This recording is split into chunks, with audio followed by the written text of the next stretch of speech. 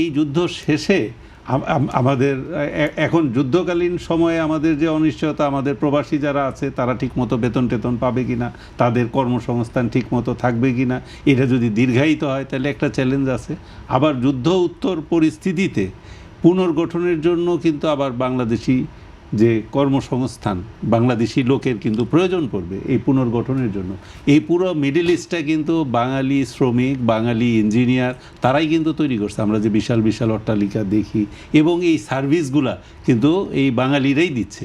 সুতরাং এখান থেকে কিন্তু বিপুল পরিমাণ রেমিটেন্স আসে আমাদের এই মধ্যপ্রাচ্য থেকে, এইটা কিন্তু মেইন সোর্স। সুতরাং আমি মনে করি সামনের দিনে আমাদের কর্মসংস্থান আরও বাড়বে মিডল ইস্টে, এই যুদ্ধটা শেষ হলেই, এবং প্রচুর লোক বিদেশে দরকার হবে। এবং সেইখানে এখন একটা চ্যালেঞ্জিং টাইম যাচ্ছে, সেটা অস্বীকার করার নেই। কিন্তু কোনো যুদ্ধই কিন্তু সারা জীবন থাকে না, কোনো কিছুই কিন্তু মানে সর্বক্ষণ থাকে না।